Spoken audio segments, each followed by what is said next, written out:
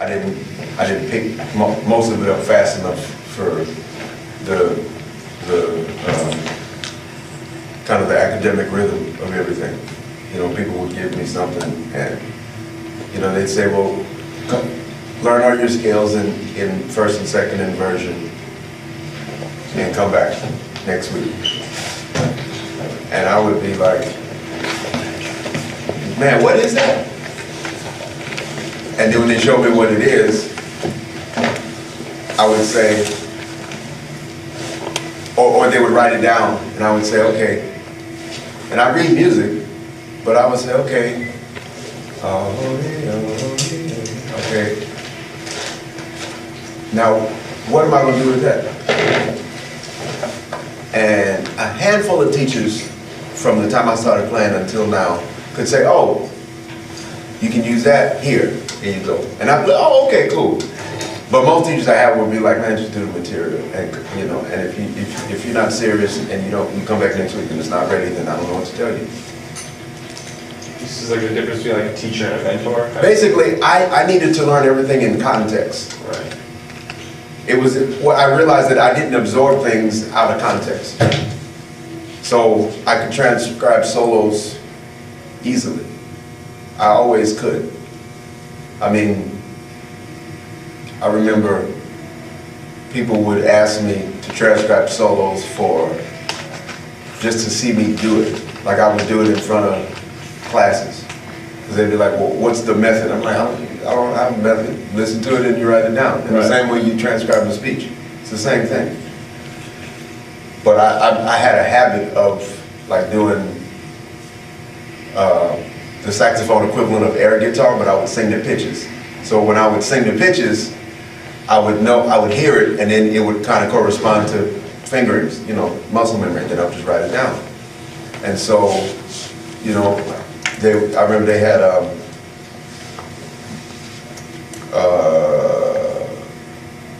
Clifford Brown on A Night at Birdland's Art Blakey Quartet, split kick.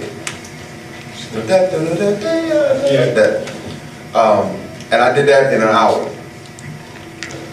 I mean, not because I didn't practice and had been doing a whole lot of things, but I did that in front of a class cold in an hour in pen.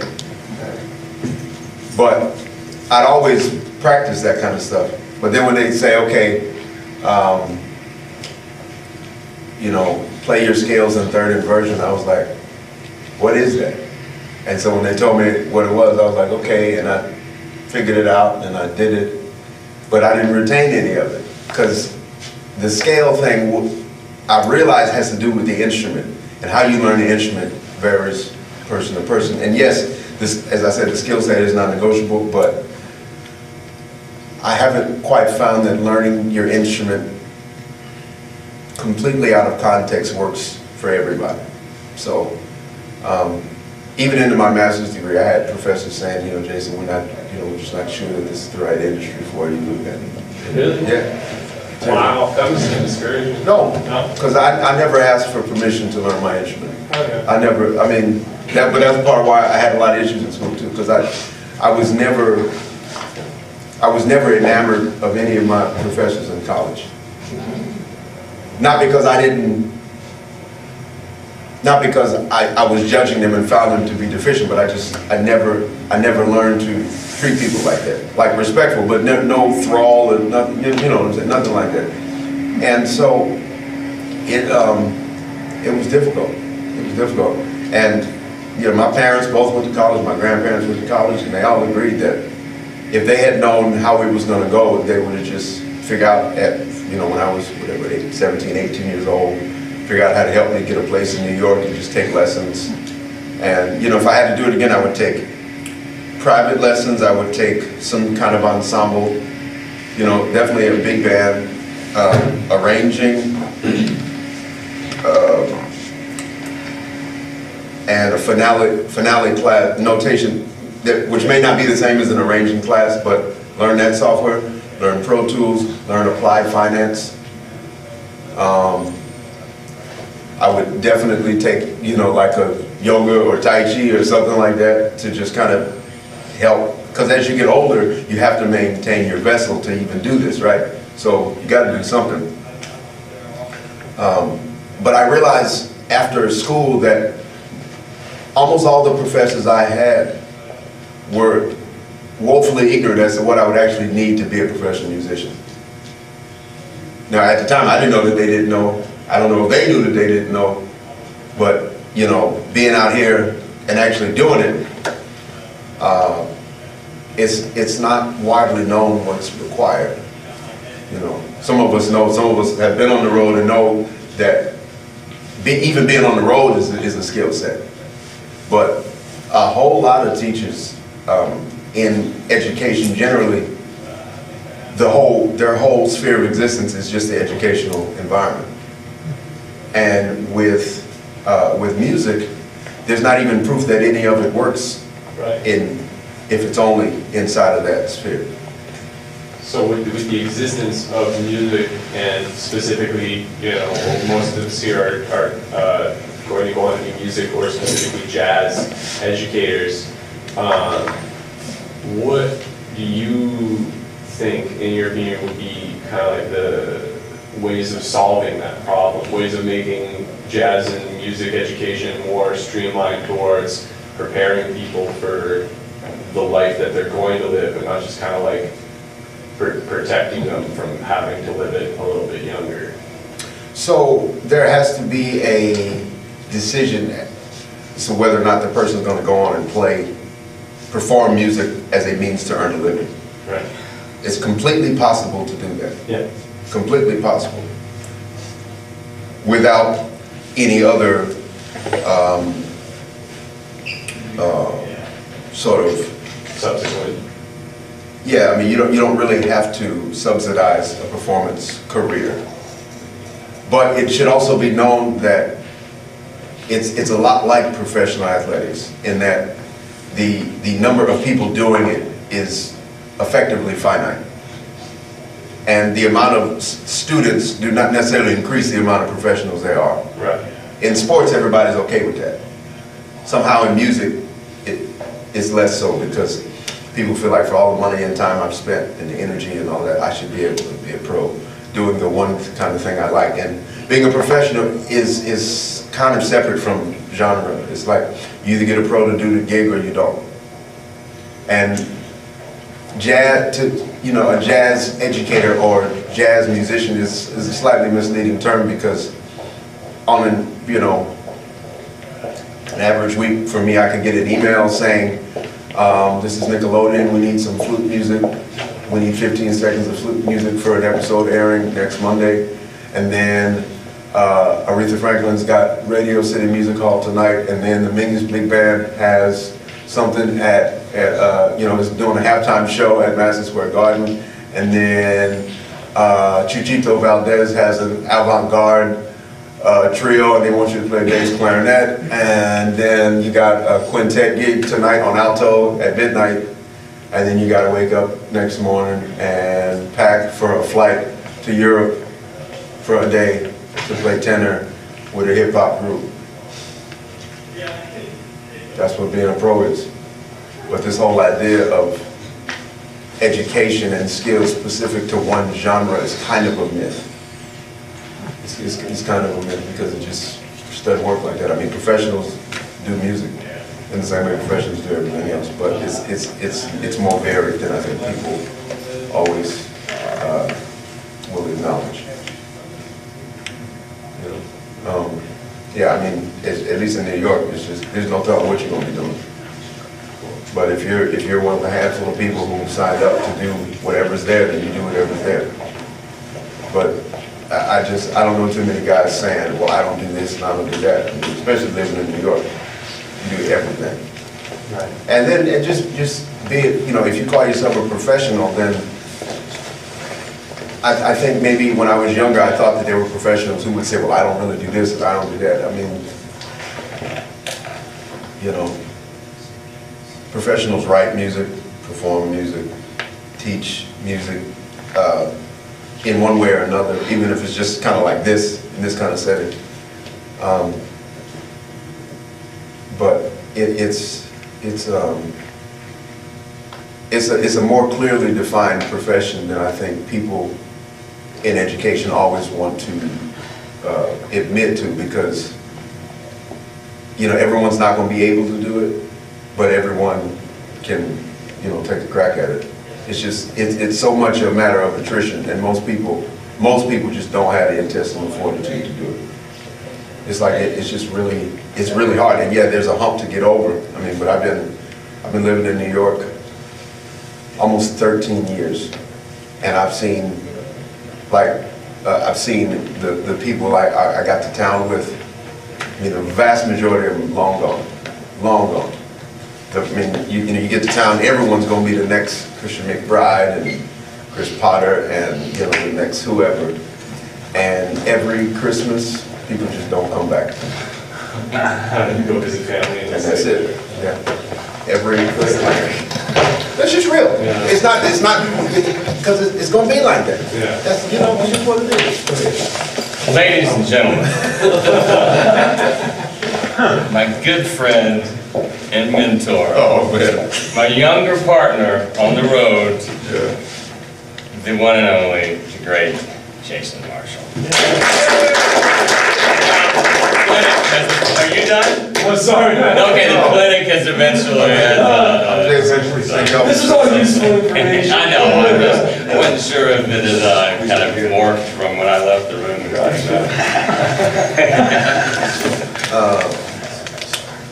So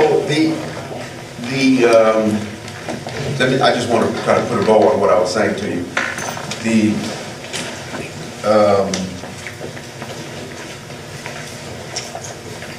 The level of attrition is something that almost no one talks about, because if you acknowledge it, it would be hard to get people to participate. Right. But it's the reality of any professional environment. The further you get up the pyramid, the less room there is. But that's in everything. Everybody's not going to be the star. And once you get to be the star, you find out why not everyone wants to be the star. You know,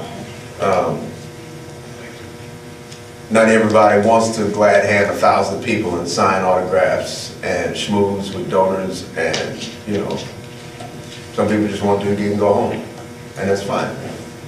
Some people can't imagine not being the star. There's room for those people too, but it's a different gig.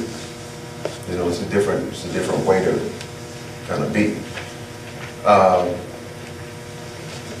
The attrition level kind of takes care of everyone's aspirations and everyone's skill set, and, you know, for all of the millions of music education majors and performance majors and comp majors and all of that, in 13 years it's been like, you see maybe 1 or 2, maybe 3 guys every semester that sticks around.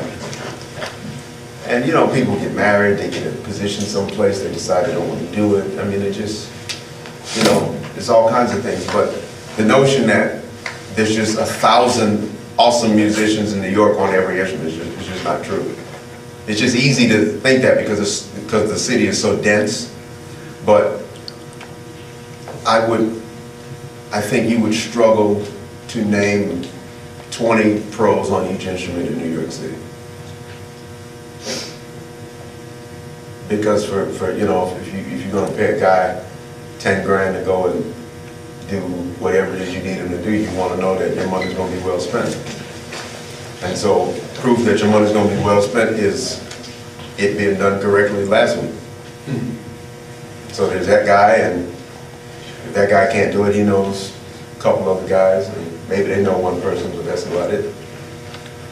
You know, so, or, you know, or like Kentucky Derby, that guy plays the herald trumpet and all of that. Everybody can't do that. And it can't be wrong at the Kentucky Derby. Right. Or the Preakness, or, you know what I'm saying, or whatever that is. So whoever that is got to get it right. The guy I know who does it, him and his twin brother do it, so they don't even know which one it is most of the time. You know, a guy named Irv Grossman. I can't remember what his twin brother's name is, but they both do it.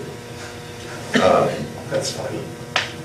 So yeah, I mean, it's absolutely possible, but it's a really high attrition rate. So you just, you know, the key to New York and all that is you just got to go and stay. If you need it to happen in a certain time frame, you should do it. Because even once it happens, you got to figure out what to do next. So, there's that. Any other questions? Anything at all? Go ahead. What do you think are the most important skills for a professional musician in New York? The most important skills, money management. Money management.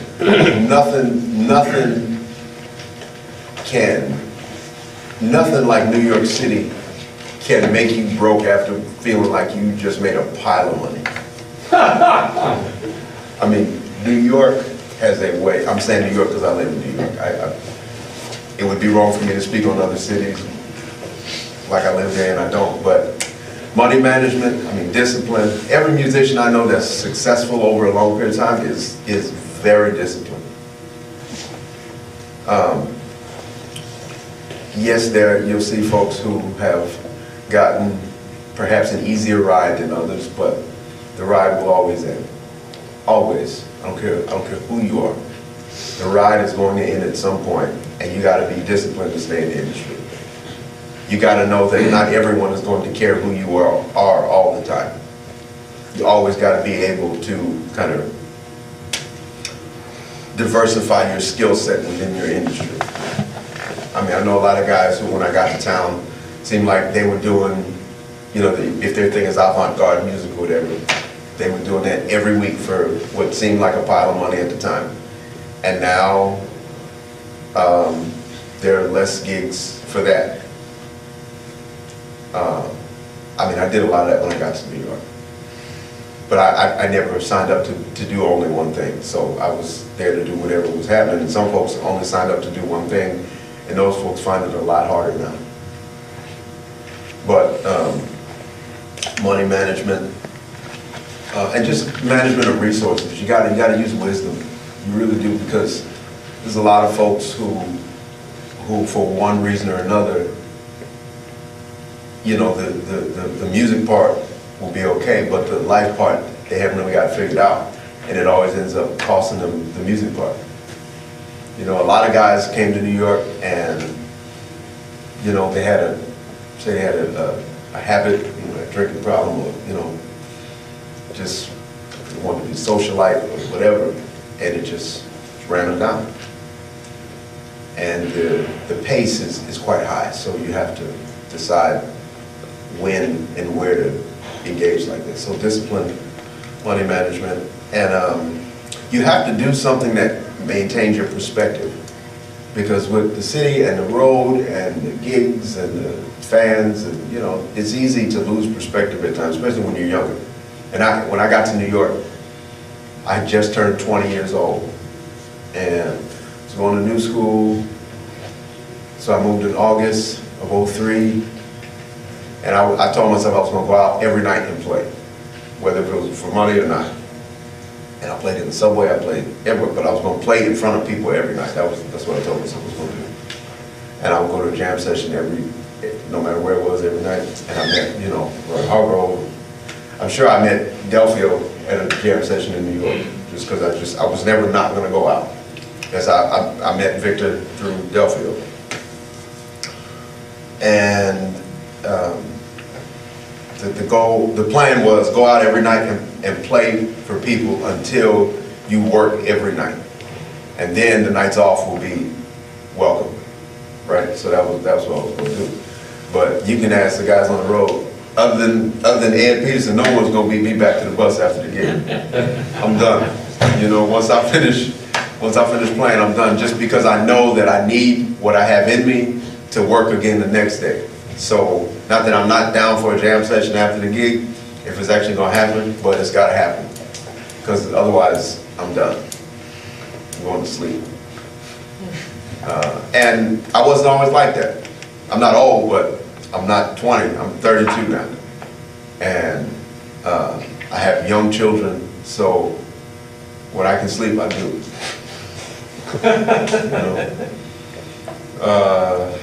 Important skills.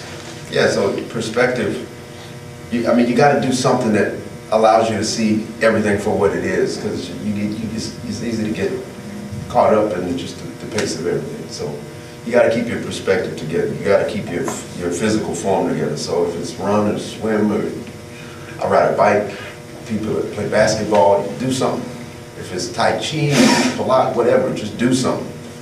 Because, I mean, I worked with Roy Hargrove for a lot of years, and he's in bad shape right now. Because his perspective was never seen to. And the years of not taking care of his physical form caught up with him. I mean, he was born with predisposition, you know, he was born with bad kidneys, you know, a lot of things with him. But he never took care of himself, he just took care of the music, which is half of it. And half of it is not enough. So you got to take care of yourself. You just have to. I mean, I just heard, you know, Victor Bailey is such a, he can't play right now. You know, it's a lot. You know, it's a lot of people. You know, people go through things and life happens, as they say. But you got to maintain yourself where possible so that you can face the challenges that come at you. You know, or so that you can fly 24 hours to Australia and then get off the plane and go do one of these. And then do a gig, and then write music for the gig after that. You just got to have yourself together in order to do that. So, yeah, maintain your perspective, take care of your vessel, and have discipline. You know, plus you need clarity to do all of this. You know, once you get clarity, suddenly it becomes hard to remember why you started, and then it's easy to stop if you can't remember why you started. So, yeah, I know that was a long answer, but you know. Thank you. Dan Loomis is a pro. What he says, he got from experience. So he's still for more answers. But I'm saying he's still here. So he knows something. Like if somebody tells you they've been in the business 10, 15, 20, 30 years, they know something. Listen to them. Okay, because for everyone you see that's still in the business, it was 50 guys who said they was going to be in the business 10 years ago, and Attrition took care of that. Wow. Yeah. Anyone else? Go ahead. Do you still find yourself getting excited about new work, or has it kind of leveled off and seems kind of like the norm now? Excited about new work. Am I excited about new work? I'm excited. I'm happy to be able to work. So new opportunities are maybe less different from each other than they used to be, because I've just been at it a while. But I'm always happy to be doing it, you know. So I mean, it's a blessing to be able to do this for a living. The skill set is not a gift, it's something you have to maintain, but it's still a blessing to be able to do it. So I'm excited is maybe not the word I would use, but definitely grateful to be able to do it. Yeah, intensely grateful. Anyone else? I wanted to ask you, I remember talking about shedding, or maybe I overheard this on the bus or something, Sure. but you were talking about not that you don't use a 4-hour daily routine, or if you do, it's collective. Yeah, I mean, You practice I a little never. while and you go do something, then you come back and you do it for a little while. So I never sat for long hours at once in practice. Not because I don't believe in it, I was never that guy to do it. And what I have, I definitely did not get that way. I always liked playing video games when I was a kid. So I would practice for 20 minutes and put it down and go play for a little bit, come back to it, you know, and I would do that all day long. Now that I'm thinking of it, I would listen to music while I did both. And maybe that cut down on the fatigue. I know for a period of time when I first moved to New York, I would have, I had a Game Boy. I still had a Game Boy 15 years ago. So I had a Game Boy and I had a TV, and I remember the dorm room, it was, you know, tiny. So it was like a bunk here and a bunk here, and I had one roommate, and I would have my horn out. Even in the class, I would have my horn out in the room, and I would have, what was it? TNT on the network. And so I knew that if I practiced from Law and Order to Judging Amy, that was 3 hours. I'd be on silent because I was practicing, right? I just knew that was how I kind of kept track of what was going on. Because it was during the day, I didn't leave to do anything if I didn't have class, and I would practice, and sometimes I would play in the subway and then go to a jam session, and then when I was over, I would go home and sleep, and then start all over. But yeah, I think it's important as soon as you can to find out how you learn, because if I had adhered to anyone else's method of how I should get it, I wouldn't have it now. So it's important to know quite how you learn. And very often I find what people have to practice is getting whatever information it is and processing it how you need to absorb it. You know, most of what I know now, or I should say most of what I learned at New School was definitely learned after I finished college. Because I could never follow along with a chalkboard and get anything. And in school they said that, man, I had a deficiency. And there was always someone around where the teachers would say, see this, whoever this person is, that's how to do it like that. I wonder if those cats are still around. Most of them have quit playing. If they're still in New York, they do something else, whatever. And that's okay, it's okay, but I did ask that question once. I was like, where are all these guys you told me were so great, who had all the answers, where are they? You asked the professor? Yeah, because I was always like the whipping boy. I was always the one who never would act right, who wouldn't show up to class, who wouldn't. See, because let me see. I knew Roy Hargrove from jam sessions and stuff like that, and I remember I did one gig with him, and it was the first big gig I ever did. It was a Playboy Festival, and he said, man, we're going to, every time I see him, he said, yeah, we're going to play, we're going to play, we're going to play. And so one day he said, hey man, it's Roy, I'm trying to get a hold of you. It's the only time in life Roy called me on the telephone. Because I don't know if anyone here knows, but it's almost impossible to talk to Roy on the telephone. The one time he called me, he said, hey man, just trying to get a hold of you, and got this gig in California, I want to know if you can make it. If you can make it, call my manager, here's his number. So I called him back, and he said, hey, here's the gig, get the record, and be at the airport at this time. So I did. I borrowed the record. I didn't know that Roy had just come out with Arch Factor. That's what it was. I didn't know that had just happened. My roommate at the time had it. I borrowed the record from him for the weekend. I transcribed the record on the airplane, got to the gig. I had parts, made the gig.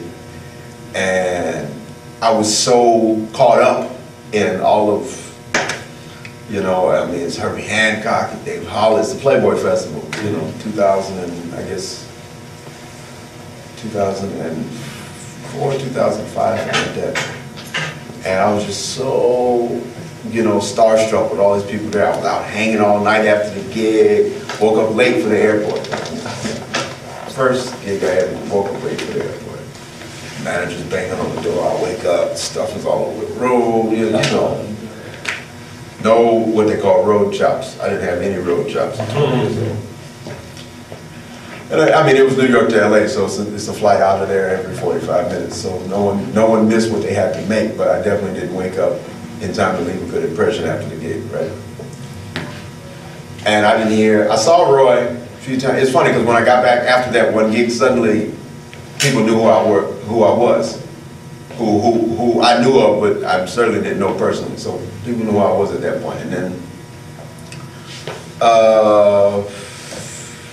about a year later, I get a call from Roy's manager. He says, hey man, and I'm still in school at this point. He said, hey man, I got some dates in Europe, and it's kind of short notice.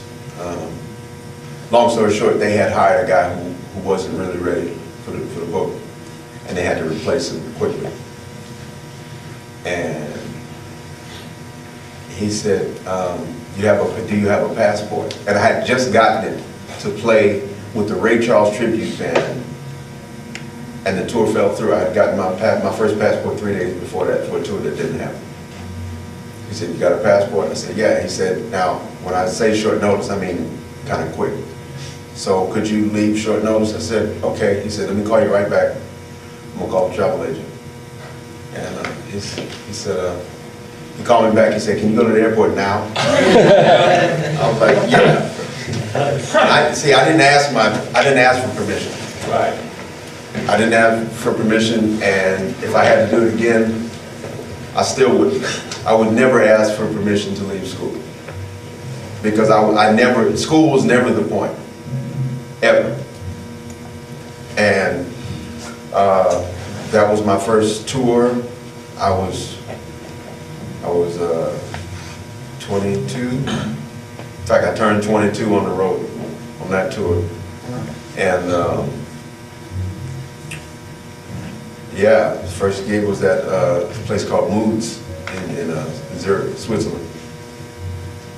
And I had teachers who failed me for that semester. They didn't even tell me, they just failed me and let me finish the whole semester, and I got back. How long It was were you gone? Huh? How long were you gone? 10 days. I mean, you know, I think for most of those classes, I missed one class. But a lot of them had issues that I didn't ask for permission. It was with Roy, who had dropped out of new school, or some of the professors had worked with Roy and didn't like him or didn't like his manager. It was all kind of stuff. But yeah, I remember that weekend because it was the only time I ever left my horn at school, and I said, okay, I had one suitcase. It was huge. I packed way too much stuff. I was doing laundry that morning. I packed my dirty clothes in the suitcase. I went to school. Please make this up. I went to school to get my horn. There was a bomb threat. No way. And I get to the door, and they got SWAT. They got the little robot in the lobby, you know, trying to deal with whatever this container was. And I'm like, now I miss this flight now. My first shot, I had just enough time to get my horn, get on the train to JFK, and I made it to it. That was it. But yeah, I just left, and I have zero regrets about it. I remember being in grad school, and I was getting ready to do what I thought was graduate from grad school, and my professor, the head of the program, we were doing big band. He said, Jason, I gotta tell you, man, you're not gonna graduate this semester. And I said, why? I've been there 3 semesters. I did all the class. He said, man, but you had too many absences. I said, what absences? He said, oh, well, you missed this date through this date. And then I said, but I was with you. He said, yeah, but that's how it works, you know, just. I said, man, I was on tour with you, and neither of us was the band leader. So on that logic, you had as many absences as I did. He said, yeah, but I'm not a student. We would never do that. No, I'm not. I'm just saying that, you know, that That's the same actually, situation. I mean, you know, so you have to pick your battles, and that was definitely not the hill to die on. So I had to take big band over again. And consequently, yeah, I mean, education is important. I don't know if school is always the way to get it, but, you know, it's important to seek knowledge and develop it and all of that. So however you can get it. I mean, I think the folks in this room are fortunate to have these two guys here because they know, because they've been doing it. I've been up to a lot of places where the folks teaching have never had any professional experience at all. A lot of places. All they know is they went to school, then they got a teaching gig, and here we are. In fact, I haven't been everywhere, but I might say that that's the majority of music programs. Folks never earn a living playing music. And they don't know what they're talking about. Not because they're unintelligent, they just never had that experience. You know, and this is something you have to do to even know what you're talking about. You know, you gotta know. Anyone else? Go ahead. So what's the biggest like change for you during the past 5 years on music, on jazz music? The biggest change for me, Yeah, like your man or your skill. being an adult, I'm not 18 anymore. So I don't have the mental real estate that I have children. I have a wife, I have a mortgage to pay, I have grown-up stuff to think about. So I can have fun, but the way I allocate my resources is much different than it was when I was younger. So just growing up and being a man and, you know, being responsible to other people and just realizing that a lot of things are less black and white. You know, it's just things are a little more fluid than I thought they were when I was younger. Some people end up having to evolve in the other direction to find balance, but for me, just growing up and becoming a better version of myself and just really trying to maximize the opportunities that I had. Like I regret not trying to learn at least 2 foreign languages from the first time I started going on the road. I mean, I've been to Europe so many times. You know, before I turned 30, my passport was an inch thick. I've been everywhere. And I regret not paying more attention than I did. Because I was so caught up in the gig and learning music. I mean, not insignificant things, but I just wish I had understood that being a global citizen is a thing. And whatever industry you're in, you can benefit from owning your global citizenship.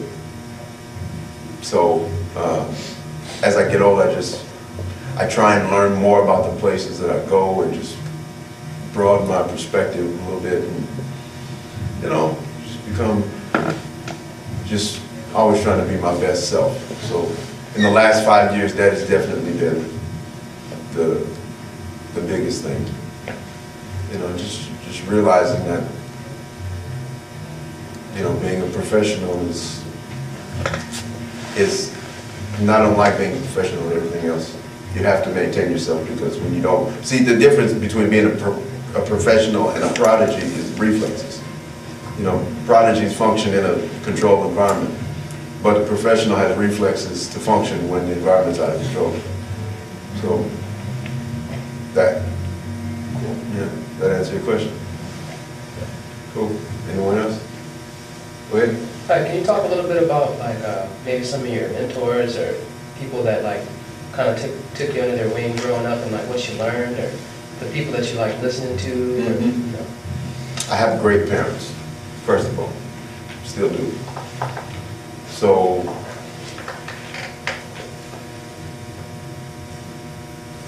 I mean, that's the foundation for everything I am is some version of what my parents was trying to get me to be, right?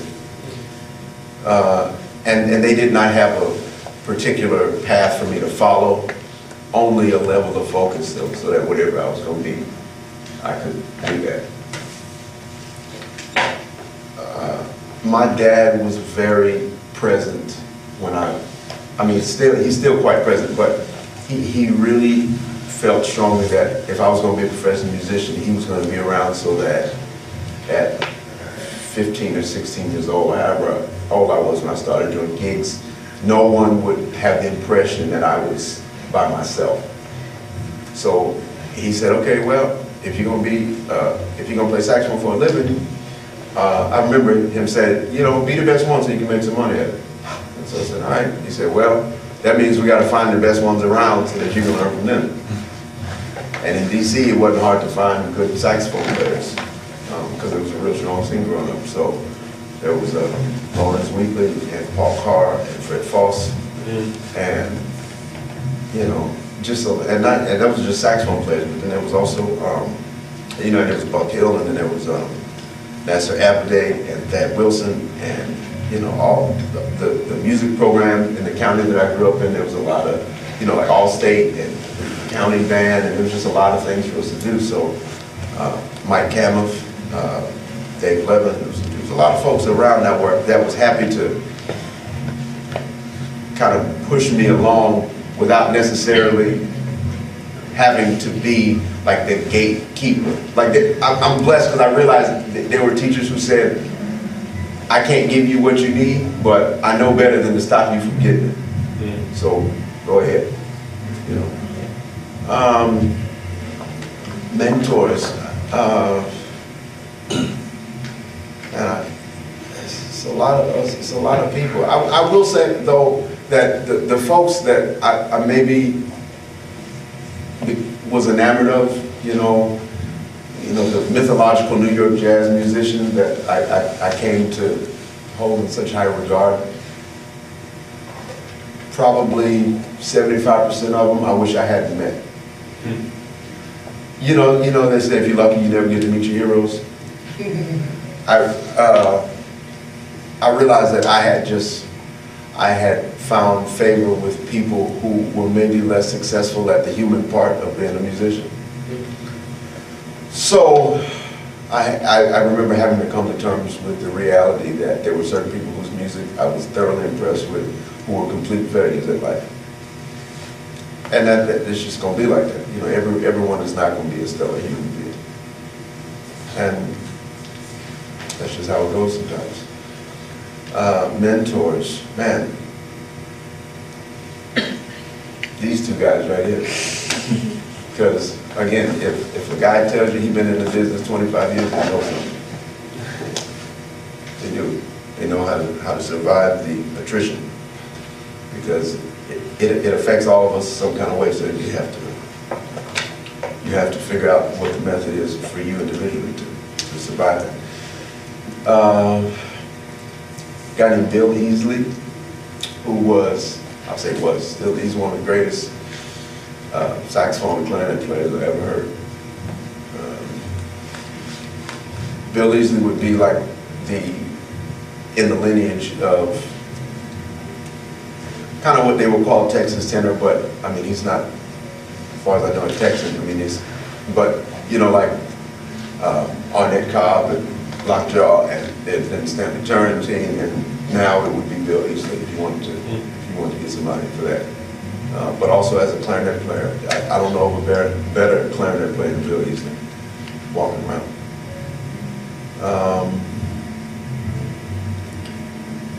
Man, it's a lot of folks.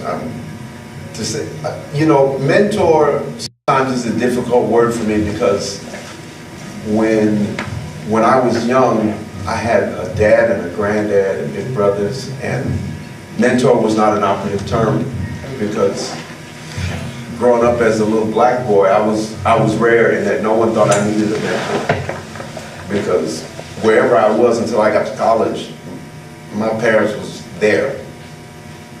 I mean, anytime something happened, I remember teachers being like, Jason, is there a way we can work this out so your parents don't show up? Because they was ready for whatever was going to happen. And I'm like that with my son. I mean, I don't go to the school and stand over him every day, but I told him, I said, sometime I might just show up just to see. So whatever happening, just know I might show up. And I live right up the street, so you know, and it helps. So I'm blessed in that I had, and you know, I still have a lot of people who are interested in my general wellness, you know, well-being. So and then one of the greatest things my mother told me, she said, wisdom is public domain. So you don't have to have a knot on your head for every drop of wisdom you have. You know, someone can give it to you. You know, she said, her mother, most of my family is from Kinder, by Lake Charles. And my grandmother still lives there, and she'll say, there's nothing so expensive as bought sense. You know? So it's better if you get it for free. But some people gotta buy it and it's expensive. You know? It'll cost you something. So yeah, I mean, that's what I have for that. Anyone else? Go ahead. Yeah, what sort of things, disregarding attrition, and if what sort of advice and what sort of things could we be doing today to work towards sustainability so that... Sustainability as what? I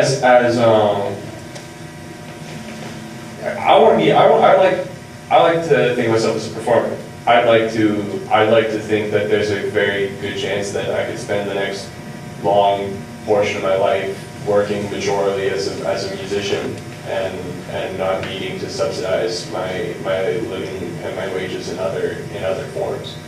What kind of things would you say to a performer to right now be working on to make sure that down the road they're not having to now get those things together? So I would say, first of all, get to know someone who's doing it. Because there are things that you just won't imagine are required. So you got to get in touch with Senator Black or Earl Gardner, or say like I'm imagining. You didn't say lead trumpet, but I'm just thinking of like the lead trumpet players I know, or Dave Detweiler, or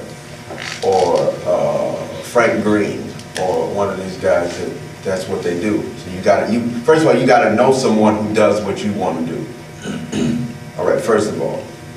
And then you got to decide, you ever heard the expression, burn your boat? So when I understand that when Vikings would sail to a particular land to lay siege, they would get off the boat and then burn it. Removing, either you succeed or you die on the front end. Most people are not ready to roll the dice like that. But that's what you got to do. I mean, if you're not ready to fail, then you shouldn't do this. You got to be ready to do that. And you have to play every day. Some days you'll be on an airplane for 18 hours and there just won't be an opportunity to do it. But you got to make that Conscious effort. Yeah, you got to make a conscious effort to do it. And it's really like being an athlete in a way. Like, there are times when, yes, you take some time off, but like an Olympian will train 10 and a half months a year. That's their job. So, other than your 6 weeks off, that's your job. So you've got to do it, and you have to, as I said before, you have to maintain your vessel in order to do that. Based on the way you asked the question, I would encourage you to have more clarity with it. So don't use words like majority and probably and most of. Do it. Because life will sprinkle in some majority and most of. And, you understand? Yeah. But don't aim for that. Aim for 100% of the time you play your instrument, you earn a great living, you live to be 120. At 120, on your 120th birthday, you die perfectly healthy. That's the goal. Okay. Go ahead. What do you think about jazz education for young people? Do you think it's something that it can be taught, or should it be, just like, absorbed? I mean, how would you, I know you play a lot of music at home, so your kids probably hear it, but they're lucky. But what about other kids who don't have that, and how would you bring it to them? It's difficult to expose kids when the parents are not necessarily so exposed themselves. And a lot of parents don't they don't register a discernible benefit from being exposed to music.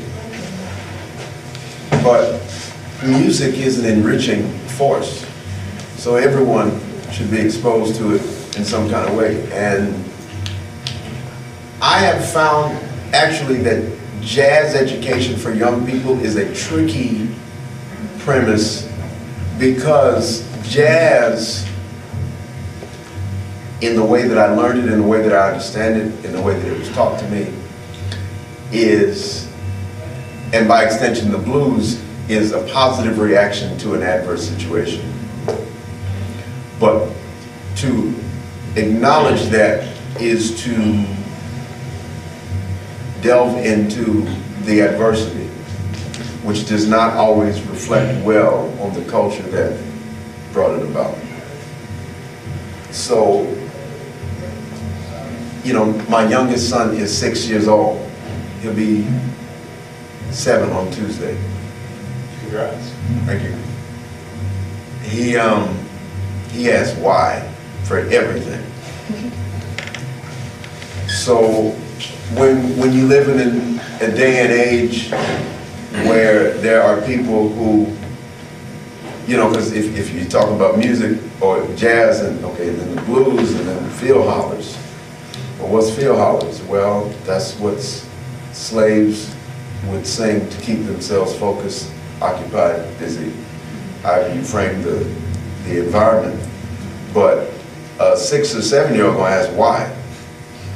And it doesn't take long before the conversation starts to reflect poorly on certain demographics. So, you know, yes, in the same way you have Santa Claus and the Easter Bunny, and you know, you have small answers for small people, big answers for big people, I can tell you when you have kids. But jazz education for young people is a tricky premise. I think music should be taught. I think music should be made available to everyone. Obviously, everybody's not going to become a professional practitioner at it, but it's enriching for everybody. You know, and everyone's going to have different kinds of music that they like, and different kinds of music that inspire them. And then it also has to do with, you know, the cultural setting, because, for instance, not everyone has music for sadness. Not every culture has that. Every culture has music for something, but not every culture has music for every set of circumstances. So, you know, it's about finding a way to make it available to them. Very often you find people who have a resistance to it. It was never made available to them. You know, more, I think, the blessing my children have is that it's constantly available to them. Like my son has a drum set and he has an MPC. So he understands he can get on GarageBand at this point, and you know, it's funny because he'll have ABC Mouse open and GarageBand with an MPC, and then he'll say, I want to go play drums, and then I have an alto clarinet that I have yet to get called for a gig on. So he'll play that, and you know, it'll end up, you know, on his bed someplace, and then he'll play ABC Mouse again, and then he'll want to go out and try a skateboard, you know, or his scooter, whatever it is. But I think the main thing with children is to expose them to everything and try and give it to them as context-free as possible. Because especially now, children are so saturated with information, it's almost like they learn to dislike things before they even really understand them. So if there's a way to create an environment that's context-free, where you just expose them to everything, you know, Celtic flute music, Indian ragas, trap, straight ahead, you know, everything, you know, everything. Just expose them so they can appreciate it on their own terms. You mean like in a pressureless way? Yeah. Like don't have to like it. Don't force them to be good or bad at it. Just you know, rhythm sticks, you know, or yeah, you know what they have, recorded rhythm sticks and like glockenspiel. Yeah. That's enough. for a minute, you know, and then if they want to do something else, fine. But, yeah, just with children, you just gotta expose them. Anybody else? Any questions at all? What did you want to talk about today? You know, so we did the sandbar last night, and I remember wanting to just mention a little bit about awareness on stage. I think every music student, whether it be education, performance, or composition, should take a public speaking course. Because it's really, really important that you know how to address your audience. Cannonball Adderley is a great example of that. You gotta know how to make your presentation. I don't care how good you are. You gotta know how to do that. Because very often people don't get past a poor introduction. So, you know, unless the room is full of, unless it's Chris Potter in a room full of saxophone students listening to him just do his thing, you got it. And I'm not saying he's a bad example of it, but I'm just saying that you have to presume that the people listening to you do not play music. Right. They're just happy to pay money to hear you do it really well. And what it is present your skill set in an artful way. The skill set is non-negotiable, but the presentation is a separate skill set all by itself. So you have to get good at that. You have to be aware that most people, and this is with focus, will give you about 4 minutes, and then they're ready for something else. So I know the second combo played, the first 2 songs was almost 20 minutes. And that's too long even for musicians. It's too long. You know, I like to think of each set as a record. And a record, most producers will tell you, you got 55 minutes per set. So whatever you got in there, whatever you got to have 55 minutes worth. And about 5 minutes of that in between every song and then, you know, kind of bookends is speech. So say what you got to say and get on to the next thing. Because there is no discernible benefit from a non-musician of a 10-minute song. I don't care what it is. You know? And you can very easily tire your audience beyond what they otherwise would have been. And so people leave early, people, you know, clap because they just want you to finish. People, you know, it happens. You just have to be aware. Go ahead. Just on a side note, our new provost left about the 9th minute of the first tune last night. Exactly. Oh, really? He was hanging for the whole first set. Exactly.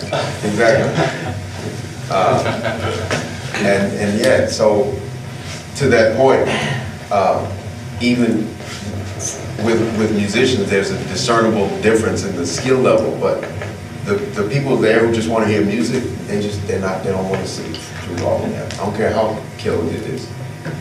You got to know when enough is enough, and it's usually way before you think it is. It's usually way before you think it is. So save it. You know, you want to make everything a nice little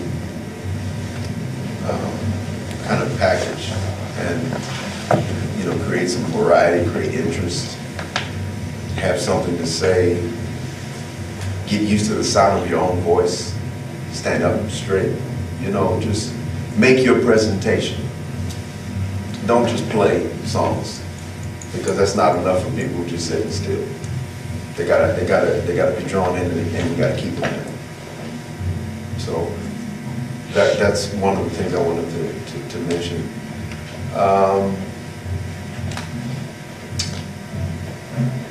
Yeah, just know that performance is different than technical proficiency.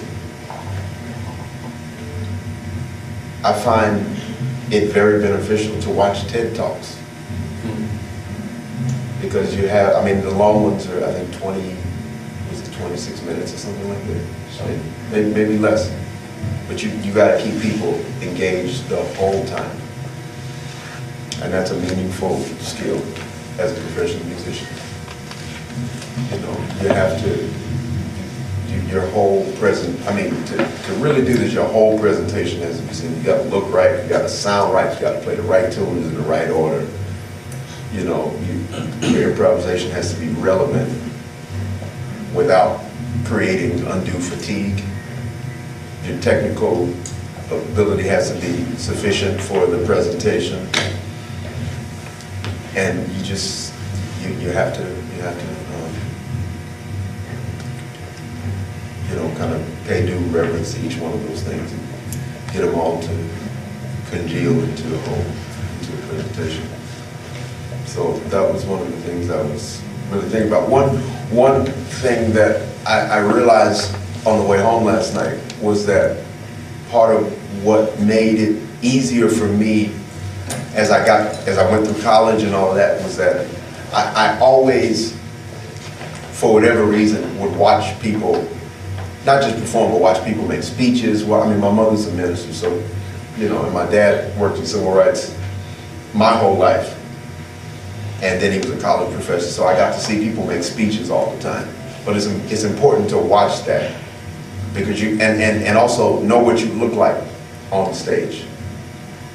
In the same way they say record yourself practicing so you have a point of reference, you gotta know what you look like making your presentation. Because there's always things that even you, in your own eyes, you could do better, but you gotta know what that is. So, see to your presentation. You know, definitely do that. Any other questions? I see some itchy hands look like people seem like they're getting ready to ask a question, but then maybe not. Is there anything else I wanted to talk about? Well, this is one of the things I tell people when they tell me they just moved to New York. Okay, you gonna go to a gig or you gonna go to a jam session? Play as much as you can. When the music is done, go home. Because there is no telling how much foolishness gets avoided just because you're not where you shouldn't be. You know, music is one of the few professions where people go back to work to hang out. You understand what I'm saying? Yeah. You know, once you show up, you punch your time card, you do your job, you punch out, go home. Just leave. Go someplace else. Just you have met your obligation for that day. So leave. A lot of people got caught up into all kind of unnecessary negativities because they wouldn't leave. Just go home. Save it. Tomorrow's gonna be there. And if tomorrow shows up, you'll be better for it if you got more energy. Right? What else? Eat right. I'm watching a lot of folks my age on the scene that look way older. Because you just can't. I mean, I know a lot of guys whose diet consists of ribs, whiskey, and weed. The trifecta. Yeah. Sounds like a blues. You know what I mean? And, you know, but I know guys who are a little more, slightly more vain than that, and they'll do their life is like, other than the music part, is Pilates. It'll be like Pilates, caviar, and cocaine. You always pay for that. I don't care how sexy it looks. You always gonna pay for that. You will. You know, I mean, I know a lot of guys that would older musicians that I would see and play a lot with when I first got on the scene. Everything's going good, and you look up, they have a heart attack. No discernible, no ailment, nothing, and all of a sudden they have a heart attack. Because the reality is you can't not sleep, eat junk food, blow for 20 years. Even if you quit for 20 years, you still got to pay for them first 20 years. You will, unless you Keith Richards. Keith Richards is the only one seem to somehow still be living. Other than that, you got to take care of yourself. You know, you have to. And it's easy to get caught up in the lifestyle. But, you know, and to be honest, in the instant, the act of preserving yourself will seem like you're missing out. It's not the case, but it can very easily feel like that in the moment. But then when you talk to folks that's 80 and 90 years old still out here doing it, you know, it's funny because I know one guy who I can say is a mentor for me is a guy named Jack Jeffers. Jack Jeffers plays bass trombone with the Duke Ellington Orchestra. Jack is 87. And from his own mouth, he told me, he said, I'm old enough to have had several careers into retirement. You know, he said, I was a lawyer, I retired, I was an aviation engineer, I retired, I'm a trombone player, and if I want to, I can retire. Baseball at 87. Yeah. You know, I mean, he's less inclined to make some of the long tours, you know, 31 nighters in a row, and, you know, I just don't feel like that anymore. I mean, that instrument. Yeah, I mean, any instrument at that age. Yeah. You know, just a piccolo at 87. Yeah, right. Good for you. But he did tell me, you know, I remember we were on an airplane and he saw, it's like it was a row, you know, it was like 2 seats, 5 seats, and then 2 seats.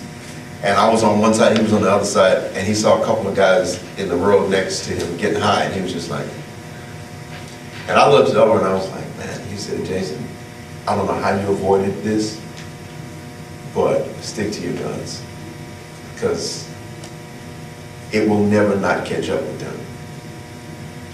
Now, some people prefer, you know, kind of when you think about the shape of the, you know, like the arc of trajectory, some people would prefer a much, you know, a shorter trajectory with a really sharp spike. And then some people would prefer a more graceful arc. You know, so nothing is, you know, no sharp spikes per se, but certainly not, you know, the whole thing is this long, but the spike is like that. Some people are like, man, if I have a great life in the 40 and then that's it, fine. But some people are like, well, if all I got is 40 years, what's the point? So it's just, you know, so not everyone wants to do everything the same way. But Jack Jeffers told me, he said, in the instant, it will seem like, and they will try and convince you that you are missing out. That is not the case. It's just a different way to get to the end. They don't realize that them living past the point that they will is a whole other life to be lived. Wow. But they don't see that far because they're clouded in this little bit right here, right now. So yeah, there's living in the moment, yes, but there's also, you know, what they call the long game. You know, there's that too. So I find it's both, and you know, when you talk to folks that's been in the business a long time, I mean, listen to them. You know, so. Well, any more questions? Anything? We got a few more minutes, right? Yeah. 3 minutes. Anybody got 3 minutes of a question? I'm sure I got 3 minutes of an answer. I don't know if I have 3 minutes more left. Okay. I hear you. I understand. Anything else? Any questions? Okay, how mundane, how trivial? What's your creative process with writing? I'm glad you asked me that. I don't have a creative process. I have an assignment and I do it. Because the difference between a professional and an artiste is that I can't wait for the muse to descend. Right. You know, I got a gig tomorrow, so I got to get it done. That's the creative process. You know, I listen to a lot of music, and I try and keep the music that inspires me to play with me, so that I can do what's got to get done. Tomorrow at the Jazz Market, we're doing a thing with 4 alto saxophones and rhythm section. So. Who's in saxophone? I'm playing alto, Kyrie Lee's playing alto, Rex Gregory, and Aaron Fletcher is playing alto. So I got to make sure the music is done for that. Still got to find a drummer, right? We're working on it. I think Jason's working on it. Is it okay? All right. So we gotta work that out. But creative process is a little misleading because you got a job to do it.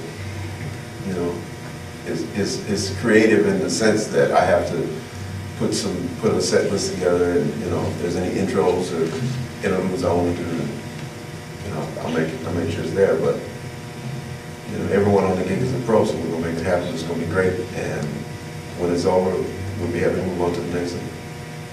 So yeah, that's the creative process. Get it done. Get it done. Get it done. But I don't have to light incense and put on candles. You know what I mean? I mean, that's cool too, but that, yeah, it's not always that.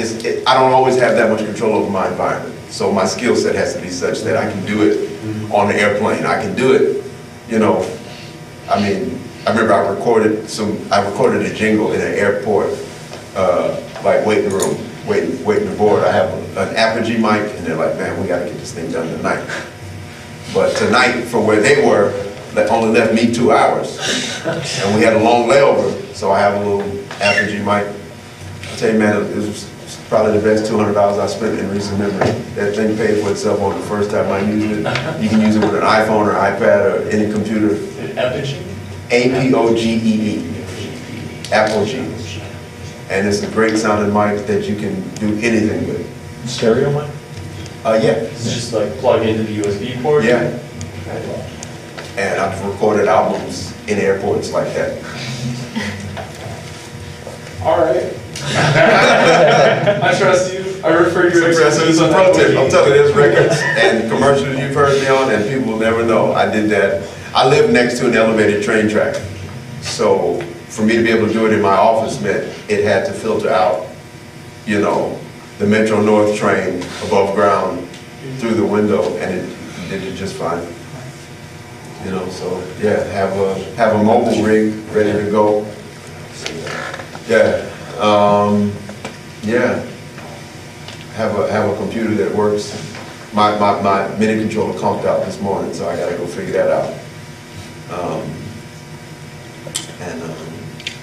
So yeah, I mean, there's all kinds of things that you just have to be ready for. But on evidence, I have what I need to accomplish the objective. Even if the objective right now is to unscrew the situation and then finish the job and then make the gig tomorrow. Right. So that's where we're at. Anything else? Thank you for your time.